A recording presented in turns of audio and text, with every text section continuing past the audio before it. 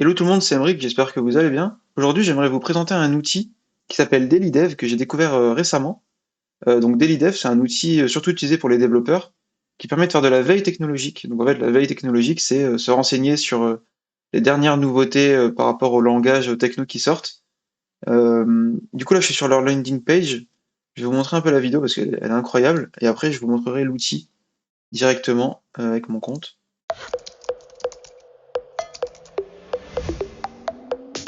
We gonna take it, gonna take it, gonna take it, gonna take it, gonna take it, gonna take it, gonna take it, gonna take it, gonna take it to the top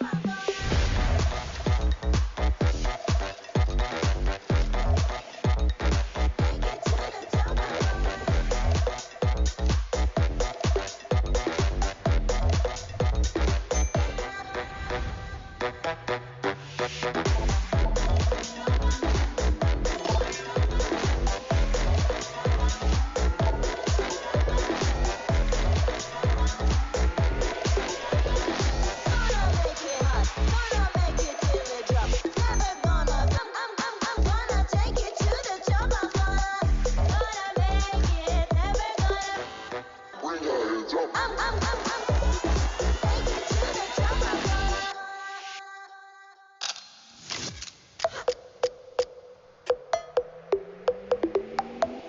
Voilà. La vidéo me fait marrer. Je sais pas si vous parlez anglais, si vous avez tout compris, mais en gros, dans l'idée, ils disent que tac tac tac, c'est un outil qui permet d'avoir des dev news, donc ce que je vous disais, faire de la veille techno, pour éviter le FOMO, donc fear of missing out, donc en gros la peur de manquer de quelque chose. Donc après, ils critiquent un peu genre que aujourd'hui, enfin, il y a beaucoup de développeurs qui parlent sur Twitter, qui font des genres d'articles sur Tweet et tout, sur Twitter. Ils parlent de ça et ils disent qu'en gros, ils ont développé une nouvelle appli qui s'appelle App Daily Dev. Donc c'est un endroit, machin, ça je vous montrerai après. Après, voilà, ils disent qu'on peut l'utiliser quand les meetings sont un peu nuls à chier. On peut filtrer par source, c'est pas mal. Après, ils disent qu'on peut enregistrer les trucs, on s'en verra après. Puis après, ils disent que, ça c'est marrant, on peut mettre des commentaires sur les posts, mais il faut rester gentil parce que les auteurs ont des sentiments aussi. C'est aussi des humains. Et donc voilà, ce qui est important, c'est que c'est un système de ranking, ça on s'en fout. Il y a un système, enfin c'est open source, donc ça c'est important. S'il y a un l'item, ok, ils l'ont mis, mais quelle appli n'a pas de l'item aujourd'hui? Et après il dit voilà, c'est le seul produit par rapport aux développeurs qui n'est pas acquis par Microsoft encore. C'est pas encore, bah, c'est en anglais, c'est à l'envers. Voilà, et donc après ça c'est marrant, ils disent plein de mots, voilà. Bref, je vais pas vous expliquer le truc, on va partir directement. Il y a rien de plus un peu sur la landing page. Donc je vais vous montrer directement l'outil à quoi il ressemble. Hop. Donc quand vous êtes connecté, ça ressemble à ça. Donc, déjà, on peut voir qu'il y a des posts au milieu, ça c'est intéressant. On a le feed setting. Quand vous vous connectez la première fois, il va vous ouvrir cette page. En gros, l'idée c'est de vous subscribe au topic qui vous intéresse le plus. Donc en fait, tu vois, par exemple, moi, blockchain, je m'en fous. Du coup, je me suis pas abonné. Et par exemple, carrière, je me suis abonné à productivité, future of work et course. Cloud, pareil, je me suis abonné à deux, trois trucs. Moi, ce qui m'intéresse le plus, c'est mobile development. Après, les fondamentales un peu aussi, c'est sympa des fois. Mais voilà, moi, je me suis spécialisé en tout cas dans ma veille techno sur le mobile development, un peu sur le product design, et après sur le web dev aussi, et un peu de tech news. Donc ça, tech news, c'est tout ce qui est Apple, Future of Work, Google, j'ai oublié, et tech news en général. En gros, l'idée, voilà, c'est que vous subscribez, vous abonnez au topic qui vous intéresse le plus, et comme ça, l'outil va vous pousser des sujets en rapport avec ce topic. Donc vous pouvez après choisir ce que vous voulez. Si vous aimez pas les mêmes, bah vous décochez, comme ça vous avez que des trucs sérieux. Pareil, si vous voulez pas avoir les opinions des gens, enfin bref. C'est assez poussé. Vous pouvez même bloquer des tags si vous voulez.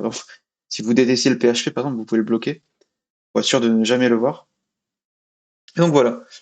Tous les jours, du coup, quand vous vous connectez, enfin à tout moment, vous avez des topics, enfin des sujets qui vous sont proposés. Donc je vais pas encore cliquer dessus pour l'instant. Bah, si par exemple, qu'est-ce qui m'intéresserait là? Je sais pas, par exemple, comprendre le debounce en JavaScript. Ok? Donc je clique dessus. Et là, on a un TLDR, ça c'est sympa. Donc avant de cliquer sur le lien, vous pouvez voir un peu le résumé. Parce qu'en fait, il faut savoir que sur DailyDev, les articles sont pas vraiment hébergés sur DailyDev. C'est juste un agrégateur d'articles. Donc par exemple, celui-là en question, il est sur, faut que je clique dessus, il est sur Dev, dev.to. C'est un autre outil qui permet de Dev2, si vous connaissez pas, c'est un outil d'articles aussi, où les gens écrivent des articles pour parler de sujets divers et variés. Il y a ça, il y a Medium, que vous connaissez sûrement, et il y en a plein d'autres. Il y a des blogs perso et tout. Il y a pas mal de, il y a pas mal de sources différentes, et la force de DailyDev, justement, c'est de pouvoir tout mettre ensemble. Donc du coup, là, je suis sur Understanding Debouncing in JavaScript. Du coup, bah, j'ai cliqué dessus, je lis l'article si j'ai envie. Hop, donc là, voilà, je lis tout ce que je veux. Quand j'ai fini, je peux me barrer. Et je peux, si je veux, upvote et mettre des commentaires. Donc je peux mettre des commentaires sur la plateforme Dev2, mais je peux aussi en mettre sur la plateforme DailyDev. Quelle est la différence? Bah, sur Dev2, les commentaires sont pour l'auteur sur Dev2, mais sur DailyDev, peut-être que l'auteur en question n'a pas demandé à apparaître sur DailyDev. C'est possible, de toute façon, en fait, n'importe qui a le droit de proposer un nouveau post. Donc là, ça a été proposé par... je sais pas si on peut le voir. Je pense pas. En tout cas, cet article a été validé et on peut commenter là-dedans aussi, avec un système de upvote à la Reddit. Donc, quand quelque chose est intéressant, vous pouvez le upvote. Voilà. Par exemple, celui-là, c'est intéressant, je l'upvote. Et du coup, il apparaîtra en haut. C'est le principe du upvote. Euh, sur la droite, vous avez plein de trucs. Donc voilà. Ici, on peut voir que l'article vient de Dev2. Il nous propose de recommander le post. Donc ça, c'est les squads en bas, donc je vous montrerai après. Il nous propose d'autres articles qui pourraient éventuellement nous intéresser. Et après, il y a des discussions autour de ça. Enfin, pas vraiment autour de ça, mais en tout cas, les meilleures discussions qui parlent de CSS, HTML, quoi. Donc à peu près liées, mais là, en tout cas, ils parlent pas de deboons, en l'occurrence. Je sais pas si vous avez vu, mais tout en haut, tout à l'heure, j'étais à 13, maintenant je suis à 14. En fait, il y a un système de streak dans l'appli.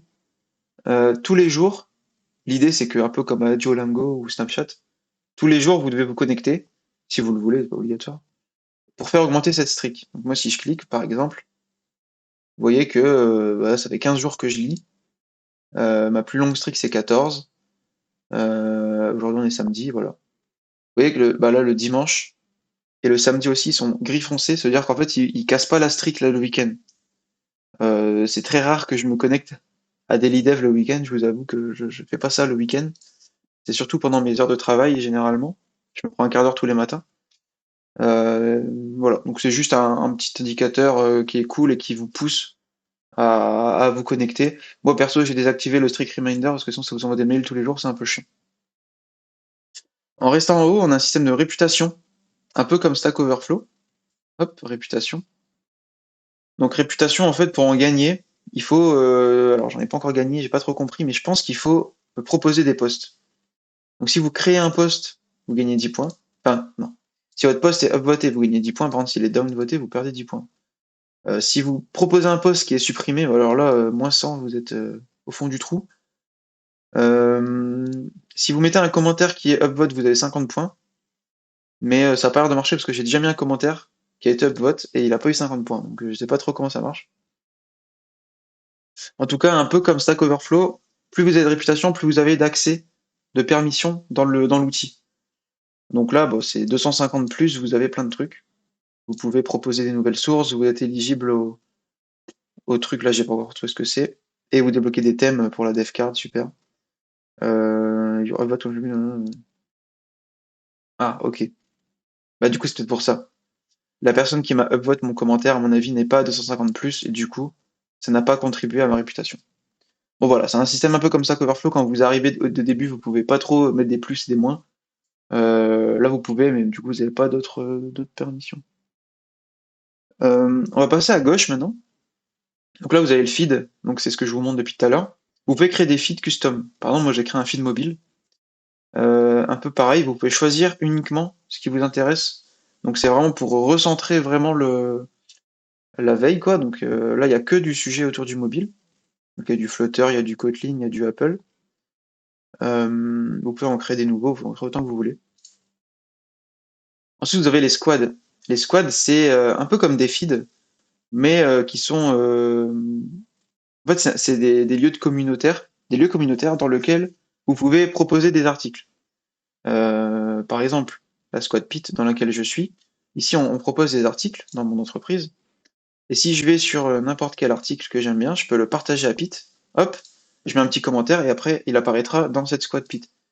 Ça permet, par exemple, si vous faites pas souvent votre veille, vous rejoignez des squads qui vous intéressent, il y en a des publics, par exemple, voilà, si vous kiffez le PHP, vous rejoignez la Squad PHP, et il y aura des gens, des passionnés de PHP, qui vont mettre des commentaires et des posts dans cette squad. Donc voilà, c'est pour pouvoir focus sur PHP. Donc il y a des squads par rapport aux techno, mais il y a aussi des squads par rapport à des communautés. Voilà, alors Horde, c'est pas une techno. Euh, Angular, il y a des trucs, voilà, lui, je pense que c'est un mec un peu connu, donc qui a créé sa squad, lui aussi, tu vois. En gros, voilà, l'idée c'est un endroit communautaire dans lequel on met des trucs, on propose des posts. Ensuite, on a les discussions. Donc les discussions, c'est un peu à la Twitter en vrai. Vous pouvez mettre des commentaires. Donc quand vous mettez des commentaires sur les posts, après ils apparaissent là et les dernières discussions sont affichées. Honnêtement, je l'ai jamais utilisé et pour l'instant, je trouve pas l'utilité. Populaire. Donc là, c'est tous les posts populaires, peu importe votre feed. Moi, j'ai pas mis networking dans mon feed. Par contre, tu vois, il m'a proposé ça. Tell me you're with me. Donc ça peut être intéressant de regarder. Donc si vous en avez marre de votre feed, vous pouvez aller dans le populaire. Most upvoted, donc c'est un peu la même chose. Donc ça, c'est les trucs qui ont été les plus votés, qui ont le plus buzzé en tout cas sur l'outil. Et après, vous avez le search. Le search, c'est un truc qui est assez récent. Enfin, en tout cas, ils ont amélioré la feature. Maintenant, il y a il y a de l'IA dedans. Par exemple, si j'écris Flutter, pas Flutter State Management. Hop. Soit je fais une recherche sur les posts, soit je peux demander à DailyDev. Et donc là, il y a une IA derrière qui va me scraper tout et qui va me répondre. Donc là, je lui ai demandé des trucs sur le state management et il m'en donne. Il m'explique des trucs. Donc il y a le state management de base, il y a provider. Après, il y a des trucs custom. Voilà. Bon, après, c'est plus ou moins bien. Mais le plus important, je trouve, c'est qu'il met ses sources. Du coup, en fait, tout ça, il me l'a juste résumé depuis ces sources-là. Donc vous pouvez facilement aller lire plus en détail les infos. Donc ça, je l'ai pas trop utilisé encore, mais je pense que c'est assez prometteur. Aujourd'hui, j'ai encore le réflexe quand j'ai une question de la poser dans Google direct ou à GitHub Copilot. J'utilise pas DailyDev, j'avoue, mais pourquoi pas. Et on peut aussi faire une recherche Google. Hop. Donc en fait là, vous voyez, on peut faire une recherche Google. Donc l'idée c'est de, si vous voulez, vous pouvez mettre cette page-là, DailyDev, en page d'accueil de votre navigateur. En gros, quand vous lancez un onglet, ça vous ouvre ça. Et après, si vous voulez sur Google, bah vous allez sur Google là-dedans, quoi. Pourquoi pas. Euh, En termes de contributes, je connais pas trop. Mais du coup, ça c'est pour proposer des posts, c'est ce que je vous disais tout à l'heure. Pour proposer des posts, il faut de la réputation.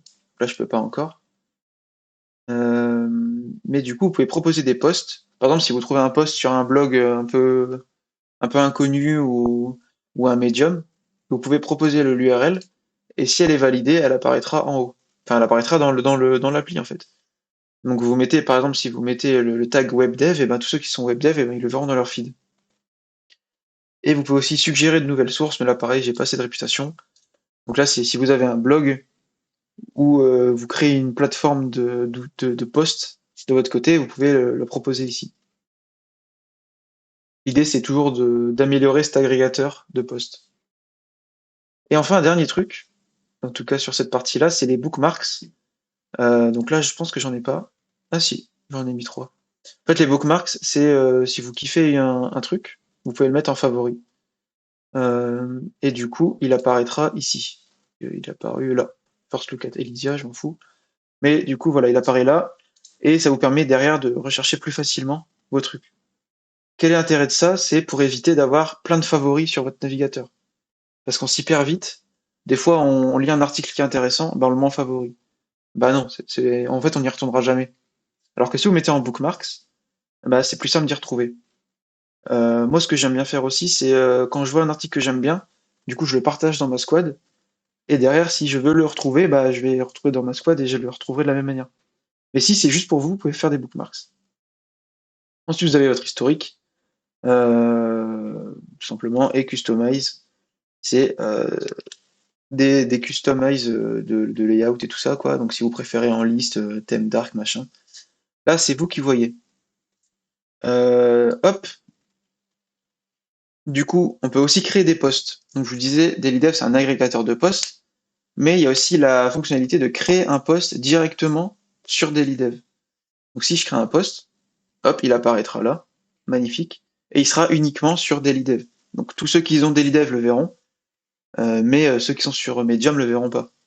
Du coup, en fait, si vous voulez toucher un plus grand nombre, généralement, c'est quand même cool de le mettre sur Medium, et après de share le link ici, sur DailyDev. Mais à mon avis, comme là, il n'y a pas besoin de réputation pour faire ça, donc je pense qu'ils ont fait exprès pour essayer de capitaliser un peu sur le fait que les gens créent des posts sur leur plateforme. Mais honnêtement, je n'ai pas vu beaucoup. La plupart des posts, ça vient d'autre chose. Bah celui-là, par exemple, il vient de Medium. Je sais pas pourquoi c'était pas écrit. Il vient de Medium, lui il vient de Dev. Il n'y en a pas beaucoup qui viennent directement d'ici.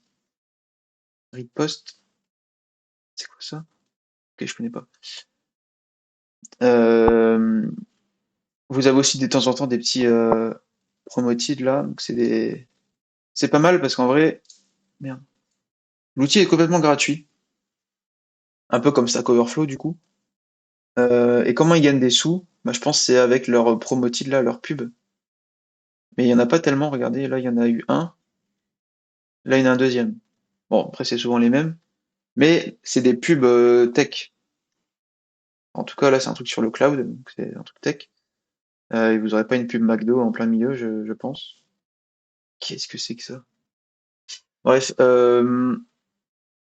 c'est des pubs tech et quand vous cliquez, bah, au final, ça peut vous intéresser. Donc au final, ça peut être cool.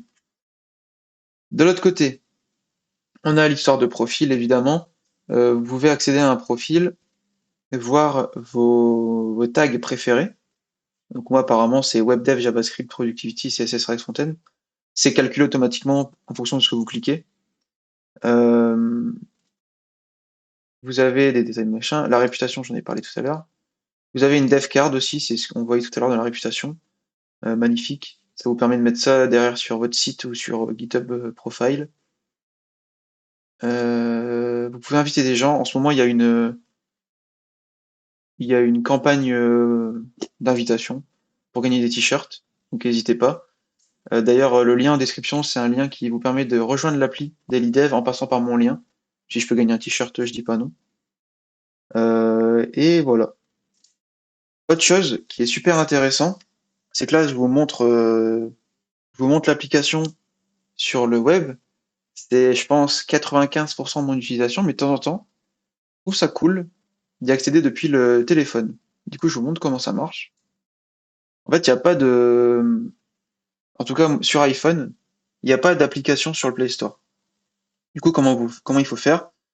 Vous allez sur Safari, vous lancez DailyDev, jusque-là tout va bien, et vous l'ajoutez en tant que PWA. Donc, si vous savez pas ce que c'est une PWA, en fait, c'est un site web qui se comporte comme une appli. Donc, sur iPhone, vous allez sur Safari, vous cliquez en bas pour partager. Là, vous choisissez sur l'écran d'accueil. Et là, voilà, il va apparaître sur l'écran d'accueil. Donc moi, je l'ai déjà fait. Il est là, Daily Dev. Et donc vous voyez, en fait, c'est comme une appli. Je clique dessus. Il y a plus d'overlay de Safari. C'est vraiment une appli. Donc là, je suis sur le même compte.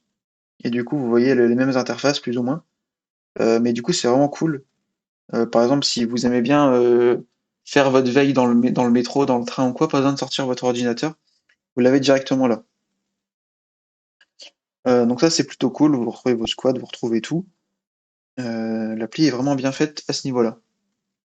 Donc voilà, j'ai pas grand-chose de plus à dire sur DailyDev. Je vous laisse vous faire votre propre avis. Vous pouvez me dire ce que vous en pensez dans les commentaires, si vous l'utilisez depuis longtemps, ça m'intéresse de savoir si vous l'utilisez toujours, par exemple, parce que ça existe depuis quand même pas mal de temps. Mais voilà. Merci d'être resté jusqu'au bout et à la prochaine.